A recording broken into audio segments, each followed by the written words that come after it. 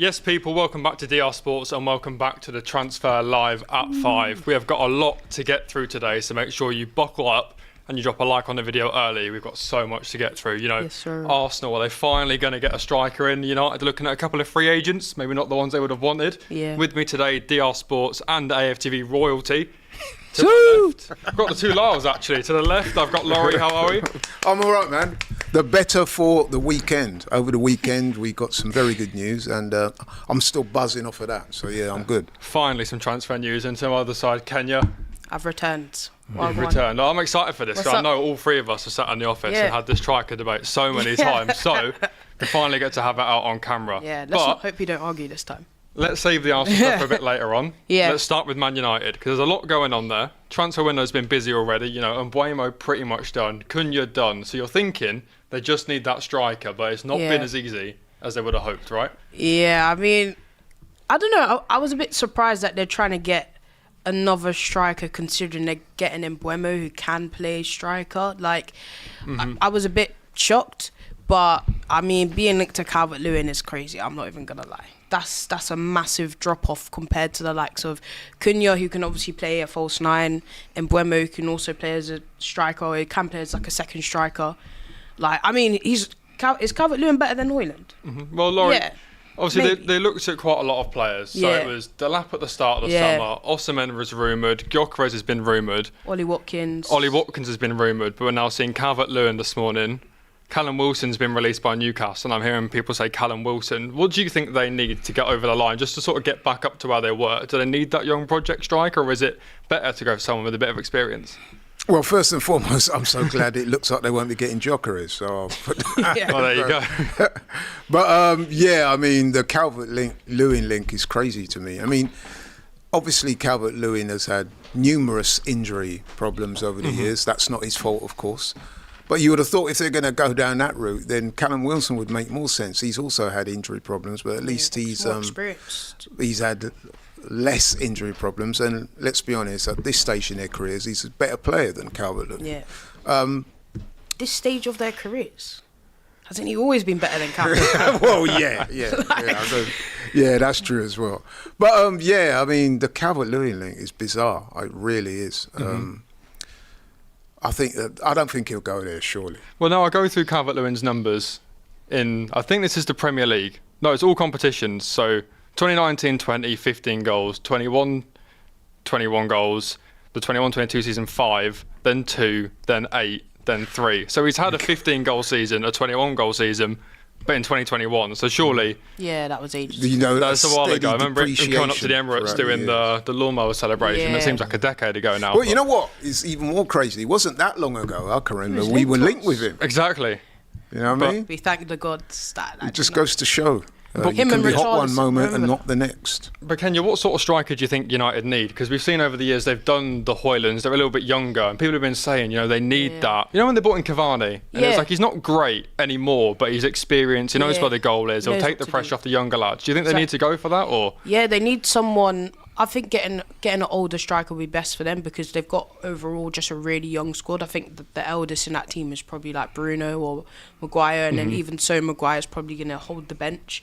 So I think they do need someone who's more experienced, even someone that's going to at least give you 10 goals, because their thing is it's not even creation that's their issue, it's scoring goals. I mean, Bruno Fernandes scored and created all of their goals last season, which is a very, bleak sign, considering, like the fact that the guy who's basically creating everything has to also score it. So they really do need an experienced person who's going to at least give you 10, 11 goals. Yeah, but who's got 10 or 11 for them recently? A quad bot in the chat saying if they're going for all of these names, why not Jamie Vardy? And surely he can't be far down their list at this point. Fam, get that Red Bull sponsorship in, fam. Get Red Bull. Listen, I think Jamie Vardy would be higher than Calvert-Lewin at this stage. Without a doubt. And then speaking of strikers they've already got, what do you call him, Rasmus? Oh, Rasmus Hojlund. Reports today that he wants to stay at United and has been linked with Inter, been linked with Napoli. Of course he would want to stay. Yeah, he's still young. Do you give him any chance of hitting that potential? £72 million, I think it was. Do you think he'll ever hit that? Or is it let's see what we can get out of him, get his value up and then move on? If they let him take all the free kicks, all the penalties and everything like that, you might get half a dozen. Yeah, but then No, listen. On a sorry serious person note, in Old Trafford get knocked out with each ball that he sends into Rosette. What's the point of that? yeah, I think it's pretty clear that he is not good enough at that level. It was a massive mistake. Sometimes you just have to just hold your hands up and say you got your fingers burnt, man, and let him move on. It's obvious why he wants to stay, but I mean, I just think it's a kind of window into the crisis at United that they're even linked with people like Calvert-Lewin at this time. It shows you how far they've fallen. The fact that they can't attract a decent striker and having to look at... No, and I'm trying not to be disrespectful to Calvert-Lewin because he was a good player. Unfortunately for him, he suffered a number of injuries, which has affected his form. At one point, even affected his mental health. He said so himself. So it's not a nice thing to have recurring injuries, but to be linked with him, I think, is an indication of how far they've fallen, to be honest. Yeah. I think they're almost like in a situation where, obviously, we're all Arsenal fans, so we'll know where... Like, we were in such a bad time, we couldn't really attract the good names, or anybody who was slightly decent didn't really want to join, because it was kind of like, well, where's the direction of the club going? And that's what United are in right now. Like, you actually don't... Like, you look into next season, like, yeah, Cunha's a great signing. They're trying to get Mbeumo done, but it's not sorted. You're kind of looking at them like, what is their future? Like, what are they going to look like? They're probably going to have to sell, like, players that could help rejuvenate the team, but, like, you don't really know... There's a loads of uncertainty around them. So, yeah, you're right. They can't really attract the names. I mean, it's sad for them, but I don't really care. Yeah, one striker that has been linked a lot this summer, Victor Osimhen. I know we've spoken in the office a lot of times. A couple of years ago, we were chatting about could he come to Arsenal? Would he be the guy? I remember sitting and watching AFCON games around here and we're all sort of watching him. But looks like he's going to go back to Galatasaray. Does that surprise you? You know, Napoli clearly... Those ties are severed. He's not going to play there again. There was talks of Saudi Arabia. There was talks of United, Chelsea, maybe wage demands. Are you surprised at Turkey again? No, not really. I mean, like, the Turkish fan base love him. Like, Galatasaray fan base love him. The club want him to stay. He's the main guy. I think he's top goal scorer for them and in the league. Like, he's going to make a good amount of money. Why not stay there? Even if it's for a short time, even if he just signs a short-term contract, he can maybe come back to one of the top leagues in Europe. But I'm not really surprised. I think it suits him quite a lot, to be honest. He can be the superstar there, do you know what I mean? Yeah, I was going to say pretty much the same thing. He's adored there. He has a very good relationship with the fans. He's been very successful, like Kenny says, earned a lot of money. He's probably thinking to himself, you know what, it's going good for me here at the moment. There will always be time in the future for him to move on. So, yeah, why not? And why do you think it is that Premier League clubs aren't necessarily looking at him? Because Chelsea have been linked so much. United have been linked a lot. Do you think it is just the wage demands, or is there... I think that's definitely got a lot to do with it. And I think with Osimhen, I think aesthetics could play into it as well. When you watch him play, he's not the most, how can I put it, easy on the eye. Yeah. I mean, he does get goals. But, OK, I'll speak for myself then, right? So... I've watched quite a bit of Osimhen over the years, and I've got to say, every time I've seen this guy play, and I've been arguing with your dad about this over the years as well, that I just don't get it. I don't see him being that calibre of striker. Listen, and it's a bit of a contradiction because I am on the record also as saying that really it's the goals that you should be concerned. Yeah. But I do see where some clubs might have their doubts. Yeah. Being asked to pay a lot of money, pay a lot of money in wages also for a guy that, I don't know, man. I'm not quite convinced, but I am a little bit surprised, to be honest. I would have thought that more clubs would have.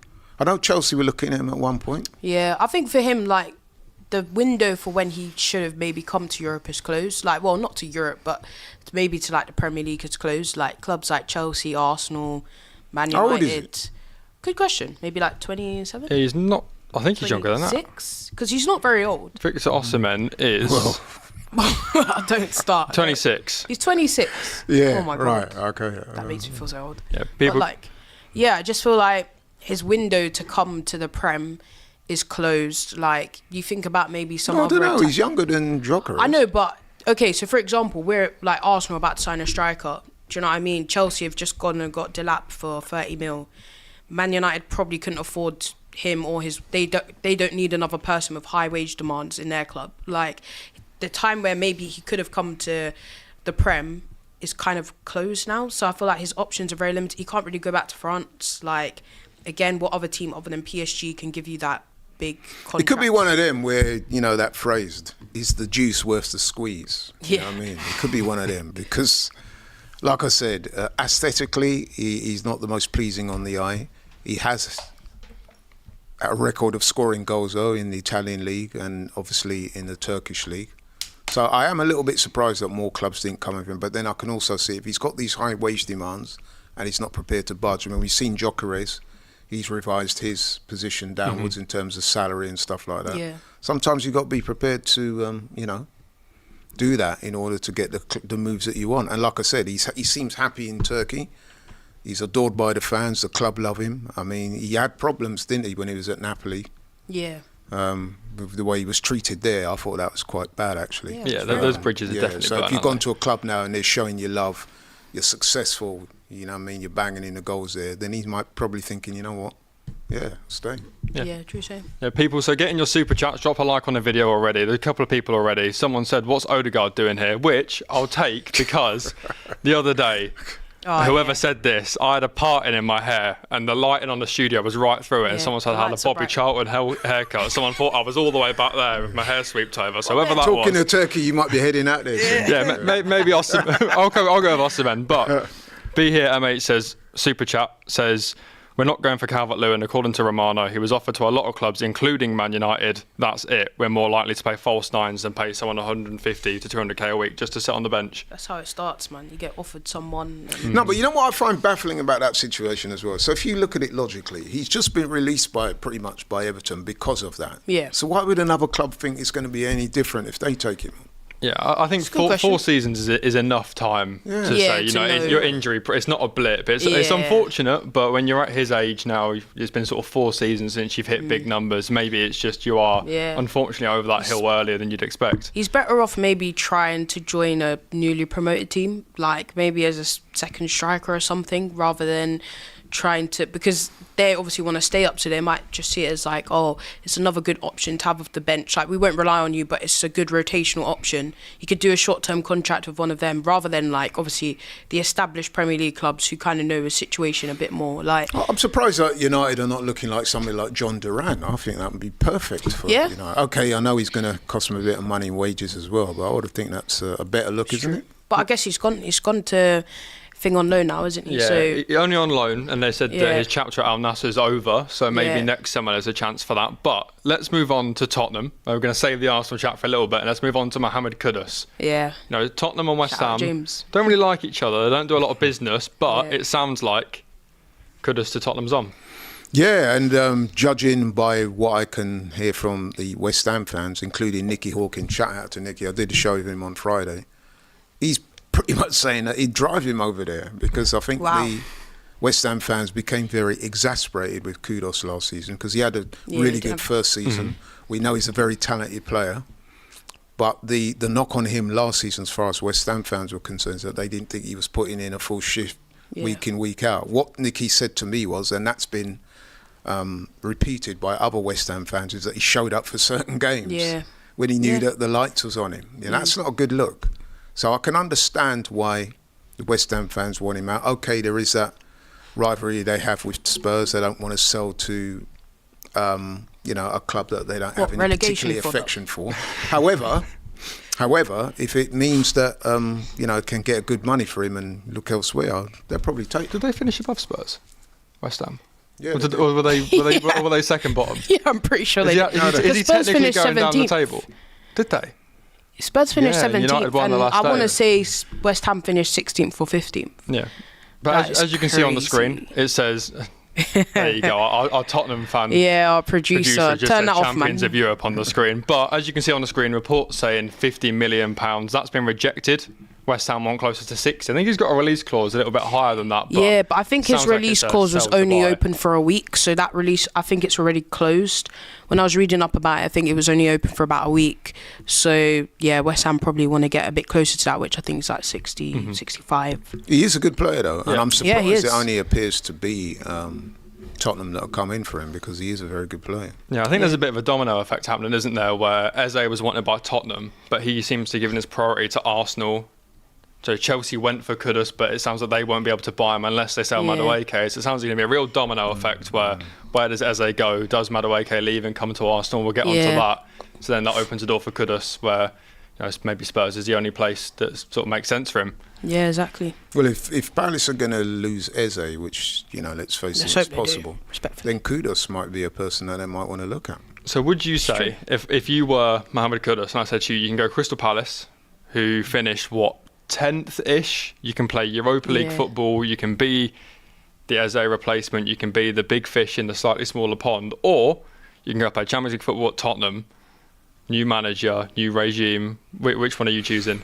I think the obvious choice would be Tottenham. They're a bigger club. However, if you're looking at it in maybe with a long-term perspective, you might be thinking that the project that they're building at Palace, the loss of Eze and people like that might affect that, but you might be thinking it's a more stable ship, and that, I don't know. But yeah, Tottenham, I would have to admit that Tottenham would be the more obvious choice. Yeah, you're probably right. My only thing is, though, is that, where does he start there? Because you have James Maddison, you have Kulusevski.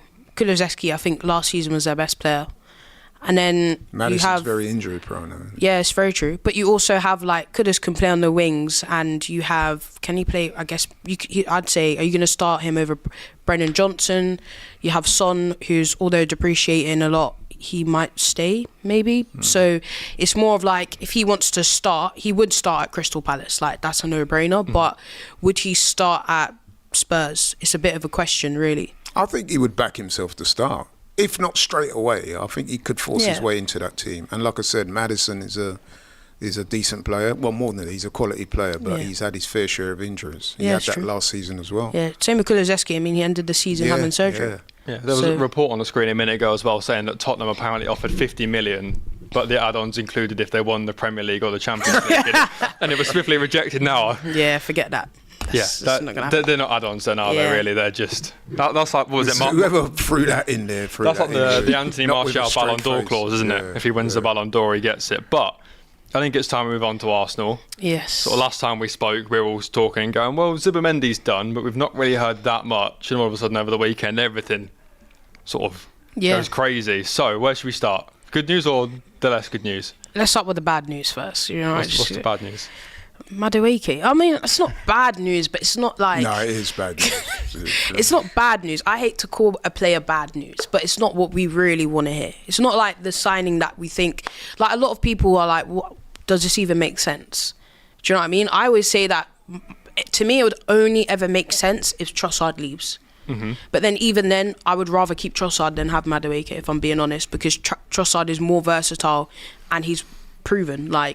He can come off the bench. I don't think Trossard had a great season last season, but he still scored in massive moments. He still contributed quite well to the team, especially when we had so many players out. He was playing in midfield at points. So the Madueke thing as well, £50 million, that's too steep for someone who's not proven at all, who hardly scores. Would you be okay with it if it was an addition? If it was we've done the Zubimendi and all that lot, we've got the Gyokeres striker, we've got the left winger, we've got the Eze, and we're giving you Madueke as there's your Saka depth. We've got everything else done you wanted. It's extra. Would you be okay with it then, or are you still sort of? No, he doesn't want to play on the left. I'm trying hard not to disrespect the player, and one of the reasons why I'm trying hard not to disrespect it is because secretly I think that there may be something in it, and it might well end up an Arsenal player. Don't want the clips. People are going to clip things that I'm about to say and use it against me forever.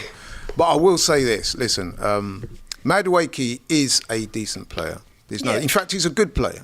Yeah. However, I just don't see where he fits in. He's a left-footed player that likes to play on the right-hand side. We're covered there. We have one of the best right wingers in world football. We've got Saka. People say, but he could be an understudy to Saka. Well, we have a certain Ethan Nwaneri, who I believe is one of the most outstanding burgeoning talents in the Premier League. We don't want to bring in somebody that's going to push his development back. If you're looking at the other side, he doesn't get in over Martinelli for me, even though Martinelli does have some limitations. And even putting him up against Trossard, I would say that you're going to get more goals out of Trossard than you would out of Madueke. And I have serious reservations about Madueke at Arsenal. And I would say this as well, Jack, and to Kenya, right? If Madueke is that good, how comes the Chelsea fans are almost, you can have him, you can have Yeah, him. they Like, don't you know seem what I mean? gutted, do they? Matisse was saying earlier, it was kind of, oh no. If you speak to the likes of Matisse, Anyway. say, listen, man, I'll drive him over there. So if he was that good, why? And the other thing I would say is this, and you guys correct me if I'm wrong. We all spend a lot of time online, and we all chat to fans from, all different clubs. And so, I've not seen one Arsenal fan that says they want Madueke to come to Arsenal. And speaking, Have you seen one? No, I mean, Robbie was saying earlier he was at Wimbledon and he was actively asking people, would you take him? He said he didn't get a single yes. So it's not one that's going to go down great in the fan base. In Kenya, There's been almost universal outrage against it. Yeah. Speaking of young talent, you're talking about Wanyeri. There's rumours that Chelsea are interested in him. Should he not sign a new contract? Personally, I think that's paper talk. Just his agent trying to get a little bit more. We saw it last time. It was sort of Man City if he doesn't sign a pro. But apparently they've also said they want Max Dalman in a swap. But surely... Yeah. Did you see that? I don't know if it's real, but shout out hand of Arsenal. He put out a tweet about basically saying it's probably just a bit of agent talk. And then they mentioned that thing about Max Dalman. And then apparently Max Dalman's dad replied to the tweet our family's Arsenal, something like that. So that gives me confidence. It's on the screen now, I think. Is it there? Just replied on Twitter he saying, says, John, Arsenal are a club. Straight violating. Yeah, that. he said, lock that off. Chelsea, no, I just feel as well, it would literally make zero sense for Ethan or even Max Dalman to go to Chelsea considering the amount of players that they have and the amount of players they still want to try and buy. They've just gone and got João Pedro, Gittins, they're bringing Estevao in. They've got so many players. Do they need any, if we're talking about game time, you're not going to get any more game time at Chelsea compared to Arsenal. You've got more chances of playing for Arsenal at this moment in time than you do for Chelsea. What is it with Chelsea that Arsenal just seem to do so much business with them? I mean, it's 5 of the past 6 seasons we signed someone from Chelsea. But to your point as well, we saw Omari Hutchinson. He did the Chelsea move for game time and then went Ipswich. He went for money though, and then he later regretted it. Yeah. He literally played one game under Graham Potter, then he was straight away sent out on loan and he was bought by Ipswich. And now he's in the Championship. Whereas when he was at Arsenal, he was one of the young talents that loads of Arsenal people would talk about and be like, he's next up, he's coming up, he just needs his chance and his moment.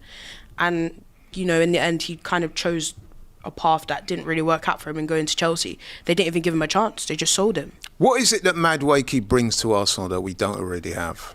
I guess he's a backup to Saka. But as I said, we've got Wanyeri. It's an expensive backup though, isn't it? If it ends up being... I mean, apparently we've bid 30, they want closer to 50, and we're sort of trying to meet... Reece than have Madueke, I'll be honest. Yeah. Talking about a man who arguing with a teammate over a penalty when they're about 3 or 4-0 up. Alex has just pointed this out in the chat, saying there's been a couple of attitude problems. Yeah, man. And given what we know about Arteta as well, the kind of characters that he likes, I'm actually quite staggered that we've expressed an interest in him at all. And like I said, I just don't see where he fits in. I really don't. And isn't he on the record as saying as well that he prefers the right wing over the left wing? So that's what I'm thinking. I'm flabbergasted. They're saying he's agreed personal terms, but what has Arteta said to him? If he wants game time and he prefers to play on the right, what can Arteta have possibly said to him? Because he's not going to say you're going to start for Saka.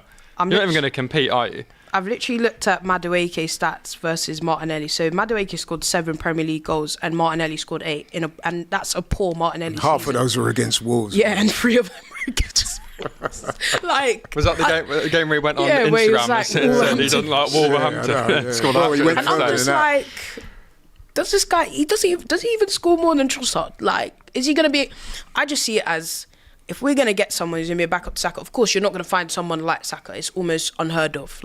Especially as well, you're not going to find 2 top players that want to rotate for each other. You kind of need someone a bit below. But, I'm not moved by it. Mm-hmm. I'd actually rather keep Reece or something than have Madueke. Man, honestly. I'm sorry, I'm just so underwhelmed by it. Yeah, so am I. Right, let's get on to the good news then. Yeah, let's go. Well, good news for you, because I know you've been a Gyokeres fan since day one. 100%. I'm going to see you're doing can you do a celebration into the camera? There you go, look. Oh, well, if he's on camera. But yeah, man, I'm made up about that. Here we go. There you go, he's on it. But right from the outset, that's the one you wanted. Yeah, I mean, I said it in an earlier show I did on LL Sports. A photo of Robbie gets shout out, Dad. That was at the game, wasn't it? That's when we beat them 5-1. Nah, he's a shameless guy. In front of their own fans. I first came across Gyokeres actually when he was playing for Coventry. I watched him in the playoff final against Luton, and even though Coventry lost that day, and I didn't know anything about Gyokeres going into this game, right? I just watched the game. He was the best player on the pitch by some distance, and the name kind of stayed in my subconscious.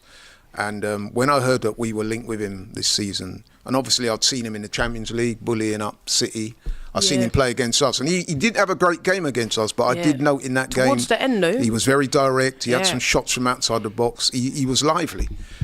As soon as I heard we were linked with him, I said, you look at the numbers, you cannot ignore those numbers. I mean, what is it?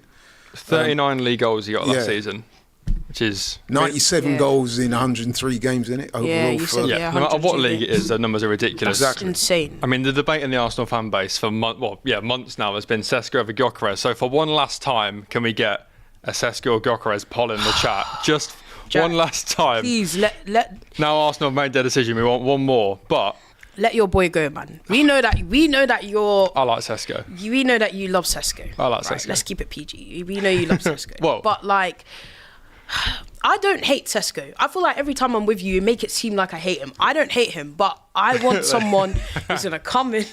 I want someone who's gonna come in and just score goals straight away. That's quite an iconic pick. Yeah, I reckon we should run with that. We need there's your someone. announcement video, Arsenal. Yes. Oh yeah. We need that. Just could you imagine straight away? Here, Gabby's this version. Like that alone is getting everyone in the stadium off their seats. Like I want someone that scores goals, and this is someone that scores goals for club, for country. Do you know what I mean? Like we all wanted Alexander Isak. Like he benches Alexander Isak sometimes for Sweden. He pushes Alexander Isak out wide for Nations Sweden. League top scorer as well. Yeah, I think. exactly. Like this is someone that I'm looking at. Like, yes, I understand the questions about him, and don't get me wrong. I feel like there's questions about both of them. For Sesko, everything you could say for Sesko in terms of he doesn't score enough, he's never been prolific. There's questions there. Sure, you can also say, well, you're crazy. You play for you play in the Portuguese league. Like it's not a strong league at all. We've had Darwin Núñez, blah blah stuff like that. Like we have to, I understand why people question it, but to me, I'd rather just take the risk on someone who's shown us that he can score 40 goals. You simply can't ignore those numbers. Yeah, you can't. I mean, at the end of the day, listen, with regards to Sesko, we know he's a talented player, but I think the thing is with Sesko, he's 22. He has a ceiling that he's not reached yet. With respect, I don't think we have that time. We finished 3 straight years runners-up. We were trophyless last season. We need to win things. Our need is desperate. And I think that Sesko would be someone that you're looking at for the future. We need someone right now. I think Gyokeres is coming in at 27. Arguably, he's either in or approaching his prime. He's exactly what we need right now. And when Arteta came into Arsenal years ago, one of the first things he said in a press conference was, if I have to convince someone to join Arsenal, they're not the one. Like, you have to want to be here. We don't want people that want to come for the money or just because I've guaranteed them something. Like, I want players that want to play for Arsenal. And Gyokeres is doing everything. He couldn't have made it more clear. He's picked a fight with the owners. Yeah. He's prepared to take less money. €2 million pay cut. Like, he was telling people. That reminds me of somebody. Yeah. He was telling people that it's only Arsenal. Yeah. Before we decided it was only Gyokeres. Yeah. Breaking up with girlfriends and that.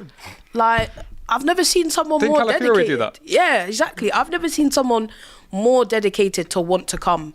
And I just feel like even if he scores half of those goals, that's about 19 goals or 20 goals in the league. That helps you win things. Like, think about all of the strikers in the Prem that probably scored around that amount. Alexander Isak probably scored about 19. They won something. Mo Salah, I know he's not a striker, but he scored more than that. He won something. Chris Wood was able to get Forest into Europe for, like, God knows, the first time in God knows how many years. These Hojlund, like, do you know what I mean? These are all, like, these numbers matter. And I feel like as well, last season we drew 14 games. We needed someone like him to just bang in a goal that makes the difference. Last season, our top scorer in the Premier League was Havertz with 9. Yeah. Can you imagine if we had a striker that's getting 20 plus? I mean, the last time we had a striker like that was Aubameyang. Yeah. You know what I mean? That's years ago. So we need that iconic number 9 that can come in. I mean, listen, we will create chances. We do that all the time. How many times have we take last season, for example, the amount of chances we've had. I think there was a game against Yeah. West Ham where we created like 30 Remember chances. PSG? We and created more lost. chances against. Yeah. We created more chances than PSG, and like we still lost it. Yeah, you're telling me that if we create that amount of chances with Gyokeres in the team, we're going to lose the game? I doubt it. Someone was saying between, I think it was the 2 Newcastle semi-finals and the 2 PSG semi-finals, it was like 30, 40 big chances missed, Yeah. which Yeah. is crazy. And before we get into this quote, people smash the like button, let's get them up. Yeah. But Alan Pardew, on their day, there's not much between them, and he's talking about Yeah. Calvert-Lewin and Victor Gyokeres. Now, I double-checked this, I triple-checked this, I watched the video. Any That's words? got to be a wind-up, isn't it? No, he says on his day. I mean, granted, Calvert-Lewin's day was about 4 years ago. He Yeah, said there's not when is much his between day? them. His day might be at There must be some fashion, not on the context in which pitch. that statement was made. Yeah. That's the 'Cause context. I can't give No, you. but no context makes that Yeah, what that context right. makes that okay? Well, I don't know. But No there context must be. allows that. That's crazy to say. That is crazy. I'm sorry. That I'm is sorry. crazy. But anyway, Alan Pardew's entitled to his opinion. But our opinion is very firmly that... Yeah, sit this one out, Unc. Like, I think you'll find that, again, bringing up the example I Get did Wenger to come fight you again. with Mad Wakey, where none of the fan base want him. I think Yeah. you'll find that with Arsenal, with regards to Gyokeres, I think it's upper 90s, isn't it? Yeah, Mm-hmm. lots of people. Yeah, I feel like even the people that probably preferred Sesko would still be happy to some Yeah. degree with Gyokeres, because at least it's like, oh, it's a striker and he's good. Like, we can still see good things about him. They might have just preferred. I mean, Jack, you can. I mean, we're 71% Gyokeres in the poll now, so the masses have turned. Yeah. I mean, why not? Does the league concern you at all? Because you look at the Portuguese league, and you've got, on the one hand, you've got Darwin Núñez. I think Bas Dost, remember him? Yeah, oh my God, was hitting yeah. like 35s, 36s. Yeah, it's true. But then you've also got like Radamel Falcao hits 30s for Yeah. Porto, comes over and tears up La Liga. So you really can't call that league at all, can you? Yeah, I mean, Kenyon made the point earlier. You, with numbers and leagues and stuff like that, you do have to have a little bit of scepticism because Yeah. none of those are the Premier League. We all know that the Premier League is the most onerous league and most challenging league in world football. I think everybody would agree with that, to be honest. However, like I said before, you can't ignore those numbers. Arsenal are in desperate need of a striker. As Kenya pointed out, and she made the point perfectly, she articulated it well, even for Sweden, he's going up against Isak for that number 9 shirt. They put Isak out on the wing to accommodate the both of them. That tells me a lot. Yeah, and you think about You know with what I mean? Sweden as well. Obviously, Zlatan was there at one point, so obviously he's retired. Like, it's left the whole striker race open, and he's just snatched it straight away. Like, I think you can't. And we know how amazing Alexander Isak is. Yeah. Like, in addition to that, the people said, "Oh, Portuguese league," but he did pretty well in the Champions League. Well, before. he got a hat-trick against Man Yeah, City. I mean, exactly. he didn't score against... I mean, Yeah. look, that's probably the best I saw Arsenal play last season. Yeah. Was Sporting 5. And still, he hits the post. yeah, he hit the gives post. Kiwior a run. He gives Gabriel a cooked run. Kiwior in those last Yeah. like 10 minutes that he was on. And he- I he can't gave them imagine a world hard night. whereby, we said before, Arsenal are known for creating chances. I cannot imagine a world where if we create that same amount of chances, that he's not going to get at least between 15 and 20 goals next season. In fact, What does he need to hit for you? In all competitions, what do you want from your number 9? in all competitions, definitely got to be 20 plus. Yeah. Because like I said, with the Yeah. amount of chances we create, with the amount of competitions we're in, I see him exceeding 20. If he could get 20 league goals next season, in his first season, that would be great. I mean, listen, it's not going to be all on him, but I do think that the signing is a needle mover. I really do believe that. Yeah, no, I agree with that. Yeah, I just want someone that scores. I just want someone that scores lots and lots and lots of goals. I don't want to be leaving games thinking, or even games where we've won. Like, I'll never forget when I went to Chelsea at home last season and we won 1-0. Like, we should have won that at least 3 or 4, but we don't. Like, Question for you guys: do you think he'll take the penalties at Arsenal? I hope so. Because we do have a designated penalty taker, which is Saka. Saka. But he's I only don't the imagine designated. Saka will want to give that up anytime soon. Odegaard takes a few as well, doesn't he? But Yeah. Yeah. but I want that from my striker. I want, Yeah, I want, that's what I I'm want gonna him to say. pull. I know. Yeah, I want my striker to want to win the Golden Boot. I want my striker to say, I want to be the top goal scorer in the league, in Europe, etc. Do you know what I mean? I want my goal scorer. I want it to be hungry, and I just feel like he's a good penalty taker. He took like how many penalties last? Like 12 penalties. He scored. I think he scored all of them. Yeah, there's 12 penalties in the league last season. I think 3 free kicks as well. Yeah, He takes free kicks. Like, and what I love about him as well, and we alluded to it earlier when he played against us, he's very direct. Yeah. So as the play opens up, and he sees the opportunity to shoot, he's going to do that. Now, what is one of the things that was missing from us last season? Yeah. Players that will do that. Exactly. So players that will shoot. Let's just stop right I think there. it's Players only, that will shoot. to be honest, Wanyeri last season that was prepared to do that. Yeah, he's one of the only and ones. Thomas Partey. Yeah. You know what I mean? So, you know. Yeah, it's very true. But we need someone who's, you know, I want my striker to at least come in and score us at the very least in the league 15 goals. That's how I see it, at the very least. And quickly, one more on Arsenal, because I'm conscious we're talking about them quite a lot. Obviously, it's 3 Arsenal fans, so we'll make sure we move on. But well, they did dominate the news this week. Yeah, they did dominate the news. Rodrigo. Yeah. Been benched for Real Madrid quite a few times. I think he started the first game of Club World Cup, then came off the bench, 0 minutes against whoever it was, Juventus. Yeah, he didn't and then sort of got 3 minutes the other day. Oh, I didn't... Wait. He came off, in, I think like 80th minute he came on against Dortmund, so... Oh, yeah, I didn't watch that game. Yeah, so I couldn't say. But, I mean... To me, I see it as his chapter there is over. I don't really know what he's really waiting for. I mean, we're seeing today even, I think, Madrid Zone or something like that on Twitter saying how Javi's even thinking about Endrick right wing.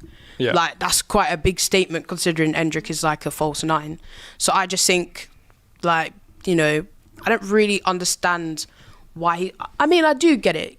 You know, he's settled in Madrid. Madrid's the biggest club in the world. You do want to play for them. And he's played there for a long time.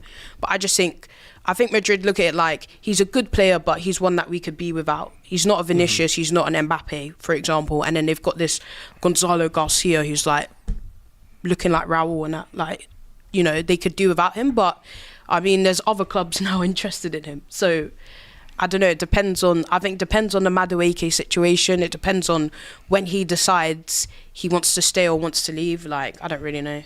What do you make of it, Laurie? Because there's been a lot of... I mean, we've been speaking before and you've said sort of he doesn't seem like he wants to play for Arsenal. Not that you'd come out in a press conference and say, oh, let me leave, let me go Arsenal. But he seems to be almost quite happy. Like, he's on social media, you know, oh, I'm here with Madrid, I'm really happy. So I think there was well, this is my perception. I saw a reluctance of him to openly state he wanted to leave Madrid, and I can understand that. Yeah. But at the end of the day, this is how I read the situation. I think it's a classic case of he's been on the periphery of the team previously. A new manager's come in, Xabi Alonso, and I think he's made it pretty much clear to Rodrigo that you'll be surplus to requirements. Now, with Rodrigo, listen, you got the World Cup coming up next year. Yeah. You're a young kid, you want to be playing football. You need to be playing football, and if a club like Arsenal come in for you, I think it would be almost foolish if you never at least entertain the idea. Yeah. I would welcome him to Arsenal with open arms, but like you said, he's got to want to come, as you referenced earlier with Arteta, you got to want to come. If that is the case, then I would certainly look at him, definitely prefer him over Madueke. However, I've got to say, and I've said it before, and I'm going to stick to my guns, if it's a choice between him and Eze, I would plump for Eze, but I would take Rodrigo at Arsenal. Absolutely. Yeah, see, I love Eze a lot, but if we're talking about just pure left winger, because we've already heard that apparently, I think, was it David Ornstein or Fab that said basically Eze's kind of seen as a midfield option rather than a left winger, which makes it much better because it's like, oh, he could play left wing, but we want him more from midfield. But I think if we're trying to get a left winger, I would prefer for us to just go and get a direct left winger, not someone that can fill in that position. Yeah, that makes sense. Because I do feel like we've done that. We've been doing that for the past 4 years. Like Gabby Jesus, not a striker, went and got him anyways. He's actually a winger, really. Same with Havertz. We bought him as a midfielder, and then we've trying to shove it. We've shoved him up front. Mika Marino shoved him up front. Like Trossard, who's not a striker, but we played him as false 9 multiple times. Like, I just want someone that fits that role perfectly, and I just feel like if Rodrigo's willing to come and he's open to it and the price is right, then I want him, to be honest. That would be the guy. But don't you think that Eze, though, the fact that he would offer stern competition for Odegaard if he's not firing? Because let's face it, last season Odegaard had injuries, but he wasn't in his best form. Yeah. And the problem we had there was that there was no one to really challenge him for that position. Yeah. And the manager seemed reluctant to play Wanyeri in that position. Yeah. So I think if someone like Eze comes in, you are right. In an ideal world, you want like for like. But if you've got somebody that can play there and he can offer you something in that number 10 role, and he's Premier League tested, proven and ready, it's an interesting conundrum. It's true, but I actually agree. Look, I want Eze. I'd be happy with Eze. If we sign Eze tomorrow, I'd be very happy. I'm not going to complain at all. But I just do think I still want that guy that's just like direct. Yeah, I hear that. Do you know what I mean? Like, I don't want to do like what we've been doing all this time, which is, you know, putting a plaster on when we actually needed a bandage or we needed stitches. Like, just do the actual thing that I feel like we actually need, which is an out and out direct left winger. And he kind of fits that. I mean, I know there's other clubs. I saw like Man City, PSG, Bayern are all interested in him. But Musiala obviously injured now for quite a while, so they're going to need another player in. Sane leaving. Yeah, exactly. And then Man City, obviously, Jack Grealish is out the door. Like, they kind of need... Doku and Savinho aren't, like, high scorers either, really. So it would be nice to have for them, probably to have a really direct winger. And then as well, Rodrigo, what's good about him? He can play right wing as well. So... Yeah. Right. So, smash the likes, people, one more time, and let's move on to Liverpool to finish things off. Obviously, first of all, definitely worth saying about Diogo Jota, Andre Silva. If anyone hasn't seen the weekend roundup this morning, I really encourage anyone to go and watch it. There was a really nice sort of intro section when they spoke about Jota, Andre Silva.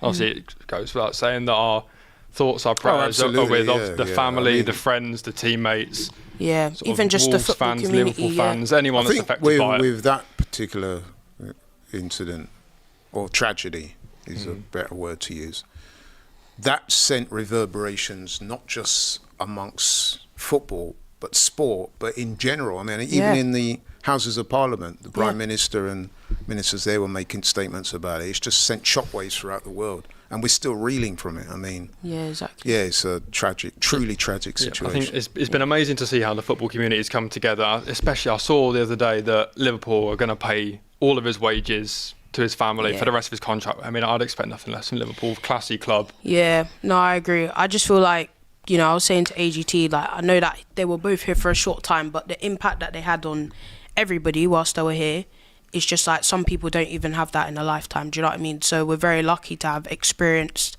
two exceptional people that did a lot for their community, their club, their country, just for even people that maybe don't even watch football or watch or support Wolves or Liverpool or Portugal.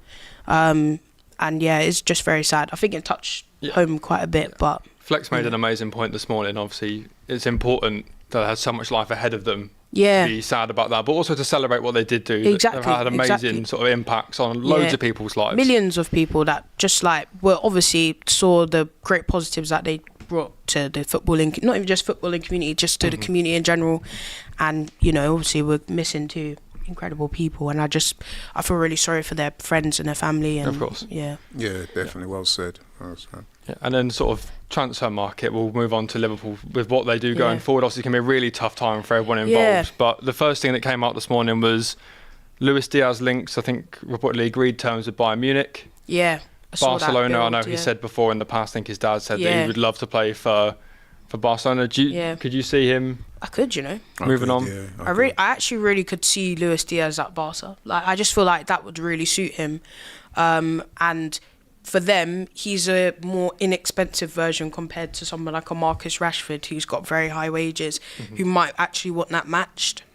Whereas Luis Diaz is like, he's South American, he's an admirer of Barcelona. Like, he might be more open to say, right, I'll accept not the high wages, but I'll be playing. Do you know what I mean? But it does baffle me a bit that Barca do want another winger just because of how good Rafinha and Yamal have been. Like, I'm still a bit thrown. I'm like, what happens to Rafinha then? Like, where does he play? Like, because there's no way that this guy is getting benched. He's literally had like a Ballon d'Or possibly winning season. Yeah. They went all guns blazing for Nico Williams, and now they're going for Luis Diaz. But I was speaking to AGT the other day, Laurie, and he was saying that Luis Diaz, 2 years left on his contract, is only on something like 40,000 a year. Wow, I didn't even know that. For the sort of level of player he is, Premier League winner, it's not a lot of money. So if he's got 2 years left on his deal and Barcelona, Bayern Munich come knocking, is that something you look at? Yeah, I think if you're him, definitely. And then, of course, there's the Colombian to Spanish connections. Yeah, listen, I think he's a very underrated player, actually. He's one of those players that we all know he's a good player, but don't quite get the love or the flowers I think he should get at times, and I think he would do well there. But then, like you guys have said, another winger there. Really got two that are really firing already. Yeah, I'm not so sure. But listen, you know, if they see fit, he would be a good look. I think football's kind of plagued with people that look so much at numbers now. But watching every time Diaz plays Arsenal, he can walk away without a goal or an assist, and it's like he still was a nightmare for the whole game. Like he might not put the numbers down, but he just doesn't stop. Like he'll pick the ball up at left back and just he'll run through people if he has to. I feel like he's got a good work rate as well. Yeah, exactly. I was literally about to say, there's one thing you can say about him, even if he doesn't score, you can't question how hard he works. So I think as well for a team like Barca, like that would actually be really good, especially since they kind of play a high line. They need someone who would be able to track back, maybe pick up the ball, do the unglamorous stuff that a winger nowadays is asked to do. But I don't really see him at Bayern, but I could see him at Barca. I'm not gonna lie. And then some other transfer news from Liverpool. It came up from Madrid zone. Sasha Tavrioli, I think it's pronounced, the journalist, saying that Ibrahima Konate has now made his decision. If he leaves Liverpool, it will only be to join Real Madrid. The decision is very clear for the Frenchman. He considers Real Madrid as the perfect club to grow his career, willing to wait until 2026 and join as a free agent, similar to Trent. So is this can you understand the whole... or want to play for Real Madrid, just no matter what. I can, but I'm surprised he's so vocal with it. I wouldn't have thought you'd want to put your cards out there like that. But we know what the Madrid media are like. They did it with Trent for years. I mean, look, they were closing the roof. They were saying 90 minutes in the Bernabeu is really long. Like when it comes to media for Madrid, it's mental mind games. They jump through hoops and that it wears on you for like going back to when we played them. Honestly, that week leading up to playing them was the worst. We were 3-0 up and I was bricking it. Yeah, and I'm just like, I keep hearing about Madrid this, Madrid that. Like it's like mental warfare that they like almost inflict on you. I personally feel like Konate will want to stay at Liverpool, if I'm being honest. Like I think he probably just wants more money because I remember HT saying that he earns less than Conor Bradley or something like that. Yeah, like that's, really? Yeah, that's a crazy. The reports are saying something like he's looking for over 200 grand a week, but it doesn't really fit with Liverpool's wage structure. They don't, unless you're a Van Dijk or a Salah, they don't really go big. I would say 200k is very high. Like just because he does have a few injury issues, and I feel like now that they've given Virgil and Salah for around 400k a week or something like that, that's it.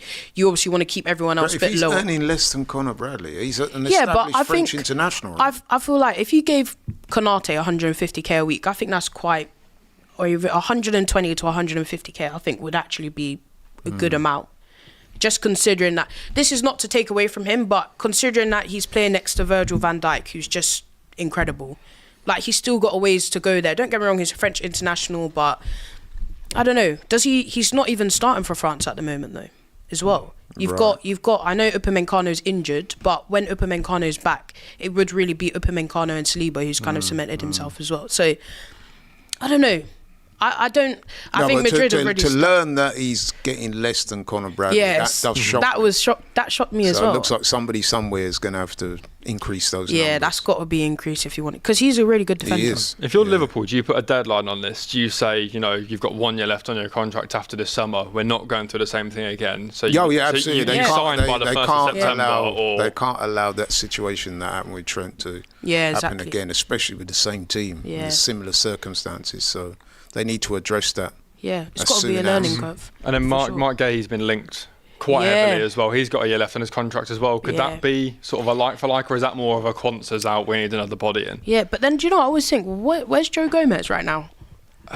There's been rumours that he might leave. Yeah, he's sort of injured. He's right back, left back, centre back. He's one of them sort of jack of all trades, master of none at Liverpool. Maybe he wants to make his own. I don't know what type of injury he has, but I don't remember seeing him at all last season. So I don't know. It depends on Joe Gomez, but Mark Gay would be an incredible signing because he's fantastic. If you were Mark Gay, would you join Liverpool this summer, or would you run your contract down, do a year in the Europa League with Palace? Because remember, we've got the World Cup next year. So do you want to go to Liverpool? I think you strike while the iron's hot, because in football, we said earlier, a week is a long time in football, let alone a year.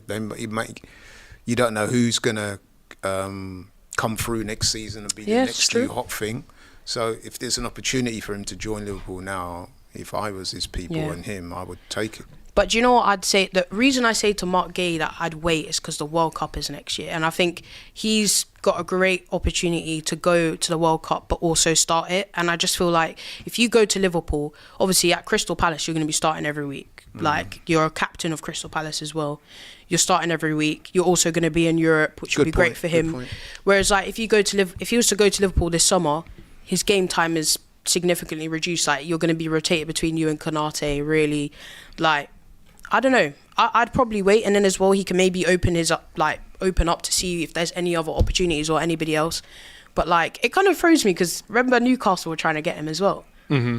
And now I feel like Palace I don't know how much Liverpool are looking to buy Gay from, but I just remember Palace being like to Newcastle, now it's like 80 mil or something like that. 2 years left on his contract, and they were like, we don't care. So it's 70 mil or exactly. I think they were like, we'll give you 50 because you need to sell. And they were like, no, we don't. Yeah. Come back with 70. And they're saying sort of 50 mil now, but... Yeah. I think the temptation might be too much to resist, though. Mm-hmm. Yeah, because it's it could true. be seen as a once-in-a-lifetime opportunity, and if you let that slip, who knows what's going to happen next season. Yeah. I mean, you saw what happened to that very unfortunate incident, Musiala. Yeah, man. Season now he's out for 4 months. And I who think knows if he'll ever even recover to the levels he hit previously. So the Musiala I think news is sometimes so that's sad. the way footballers look at it. Yeah. If you get an opportunity like this, you don't want to look the gift horse in the mouth. Yeah, it's a similar situation with Eze, isn't it? With this Arsenal link, when he's sort of in his later 20s, it's kind of now or never. If you sign another 4 or 5 year deal at Palace, then maybe you're over that hill where the big clubs then don't look at you in 3-4 years' time. So maybe you need to do that now. But with regards to Liverpool, done a lot of business early. Won the Premier League at a canter. Slot's first season, didn't really spend any money at all. Now they've got Frimpong in, Gyokeres in, Yeah, I forgot about Frimpong. Florian Wirtz is in. You know, looking at Mark Gahey as well. There's talks that they're going to do a striker as well. Yeah. Nunes possibly on his way out. So Yeah. I mean, they're kind of building. ironic, really, isn't it? If like Liverpool don't win the title this season, having spent all that money when previously they spent next to nothing. Yeah, it's true. Chiesa was their only real signing. He didn't really make much of an impact anyway. And they went and won the league at a canter, by the way. Yeah. And then in the year that they spend upwards of 200 odd million, they don't win it. True say. But I guess they're looking like, as well, not just for next season, but for the future in general. Like, if you add in Florian Wirtz, Gyokeres, Frimpong, like, that's your 2 fullbacks, and you've got one of the best young, exciting players in the world at the moment joining your team. If you don't win it next season, it's almost inevitable you're going to win it soon. Question for you two: if Liverpool's situation stays as it is, right, and we've signed Kepa, Zubimendi, Gyokeres, and let's say Rodrigo, right, or Eze, either of those two. Who's had the best transfer window? I'd say Liverpool, because they've just addressed exactly what they need straight away. But haven't we? Because if we get the left winger and the striker and the midfielder, given that Partey and Jorginho have gone, we've addressed that situation as well, and we've addressed the keeper. We've all said that we needed a backup keeper. I think Arsenal probably have that edge. It's hard to say, isn't it? If we get the really left forward solution sorted. That's a really doesn't mean tough to say we're question. going to win the title, by the way. Yeah, I'm just saying that's that in really terms tough of the question. yeah. Because let's face it, we got Zubimendi, we got Kepa. It's odds on we're going to get Gyokeres now. I think it's only a matter of days. If what we're Let's hearing get that is to done be ASAP believed. before we start changing our mind. Yeah. No, I think that's going to happen. Even we won't F this one up. Yeah. So then, if we get that left forward or stroke winger, I think there's a strong case for saying Arsenal have had the best window. And that's coming from me. But Somebody don't say those curse words, man. Yeah, I feel like every time mate. I hear someone say, like, oh, they had a great window, something bad happens to them. Right, No, but listen, if we have a great window, said that about West that's Ham. what we wanted, right? Yeah, but we said that about West Ham, though. Yeah, Flower was saying in the chat that it isn't Real Madrid's pool. It's just the fact that the players want more money. But I think with Trent, it was did he take a pay cut, or it was you come on our terms sort of thing, wasn't it? Yeah, I'm not too sure with It's Trent. with Madrid, it's not But just then, the money. but then with It's Trent not- though, he was offered more money, and then he I remember at the time he was offered more money. He turned that down like a year before he had even gone. And then as well, I think AGT said something like he wants to see himself as a future Liverpool captain. And obviously, Virgil's going to be there for the foreseeable future. So I feel like it's not all. Don't get me wrong, money's important, but if we're going to talk about money, the Premier League clubs or Saudi are going to pay you the highest amounts. Do you know what I mean? Because they're the clubs that are. To be honest, the Premier League is the most sustainable league in terms of money and funds. Like even smaller clubs can pay high amounts. Yeah. So let's have it right. Even Real Madrid's as Arsenal biggest fans, club in the we can world. acknowledge that Real Madrid are the biggest club in the world. Yeah. They have a certain aura, a certain panache, a certain je ne sais quoi about them that I don't think appeals. Ty would agree with you. Yeah, well, Ty wouldn't agree with most things, you know what I mean? But anything. No, I think most reasonable people, not that Ty's not a reasonable person, you know what I'm saying? Shout out Ty. Most people would say that Real Madrid is the biggest club in the world, and it I is. think the players will agree with that too. Yeah, Marwin says in the chat as well, Liverpool's wage structure is better than Arsenal's. We pay mugs 100 to 150k a week. They have Diaz on 40. Can Arsenal loan money? Arsenal need to learn from this. So who's I think our highest paid is what, Havertz on 245 or something? Yeah, so something like 280, that. isn't it? Havertz. Surely it's not that high. I think it's around 250, I think. Yeah, and it's about was it 250. 260? and then you've got And I think- Saka on I think- about 200 now I after his new deal. I think Jesus is the second highest, and then I can't remember who else really. Obviously, we're gonna lose Zinchenko, so he's up there somewhere. But I do agree with that. But I also just feel like with the nature of today's, like, because of the type of players we're buying now. For example, you can't afford to give Saliba low wages. Like, you can't. Because he's literally being hunted by Real Madrid as we speak. Even like Miles Lewis-Skelly, Real Madrid tried to swoop in the last minutes and try and get him. So that's why we had to offer him a bit more money than you probably would an 18-year-old. Like, I do agree that there are people on our wage structure, and I'm just like Havertz still bothers me. Like, I'm just like, how are we... And I really love Havertz, but I'm like, how is Havertz... Leave Havertz alone. But I'm like, no, but I love Havertz, but I'm like, why is Havertz our highest earner? Yeah, to That's come in on crazy. that is crazy. That is a really, really high amount. Like, the only person that I'd understand it to be our highest earner would be Saka, because he is our best player. He's the franchise player. Yeah, He's well, the King best- just said in the chat, if you're paying Havertz 250k a week, Saka needs to be on at least a million. like, Saka is literally Saka right now is the face of Arsenal. Do you know what I mean? Yeah. He's our biggest, best player, etc. I even feel like if we were to sign Gyokeres, he'd still be the face of the club at that moment in time. So some of the signings at the time, like putting Gabby Jesus the highest earner, considering that we had a load of kids. Like, you know, Saka's up and coming, Saliba's still a bit unknown. It's his first season back with us. I can understand, but the Havertz one does throw a curveball. I'm not gonna lie. Well, Ali just said in the chat that Wirtz just entered Liverpool when he's only on 200k. So I think that's true. It's quite good from them, because they can sort of... You can't come to them and say, well, you know, Salah's on 350k a week, because Liverpool can turn around and say, well, earn it. Like, the only people that earn big money are the ones that like came on Virgil lower and earned it. So come and win 2 Premier Leagues, come and be here for 6 years, and then we'll talk. It's true. But then I guess you could say for us, like, don't get me wrong, Havertz is a high earner, but if your highest earner is 240k, like... compared to maybe other clubs who pay, like, obviously Man United, they have players that are on 350, 300. You've got other clubs 400k. Like, I guess it's not as bad, but it could be better. That's what I would say. Yeah. Could be better for sure. And people just finally, Ali, saying as well that it's more the signing on fees that Real Madrid can offer. Yeah. And do you think that's the way football's going, where instead of players transferring for big money because of how high fees are, they're just going to run contracts down, take a 10 mil signing on bonus and do that rather than... No. But I do also believe, though, that with Real Madrid, it's a special case. And I spoke earlier about them being the biggest club in the world with that sort of aura around them. That I think, when we spoke about Trent, who almost would be prepared to take a cut in wages in real time because of what we are told is to be believed, he turned out massive amounts of money. I mean, they're going to go there, man. I mean, look at the guy from Bournemouth. Just went over there, the drop of Hyson. Yeah. You know what I mean? Exactly. So. And he's playing really well. He's having a great Club World Cup. Well, we got sent off, innit? Well, yeah, we did. Other than that, but other than that, he's been really good. I remember the Real Madrid, I think Marker and that saying how he's completely surprised them and how easily he's just slotted in really in the team. So right. Well, on that note, I think we'll leave it there. So people, if you haven't already, drop a like on the video. Make sure you're subscribing, because tomorrow we've got a massive day on DR. Yep. Transfer show at 11 in the morning. Live at 5, we're back again at 5. You then got a watch along for the Club World Cup semi-final. Is it Chelsea tomorrow? Yeah, Chelsea. You're on that as well? Yeah, Fluminense. Is it Fluminense or Fluminense? Yeah. Fluminense. Thiago Silva's old team. Yeah. Fluminense, right. So a lot coming up on DR. Yeah. 3 shows tomorrow. Make sure you're subscribed. Make sure you're liking the video on your way out, and we'll see you next time.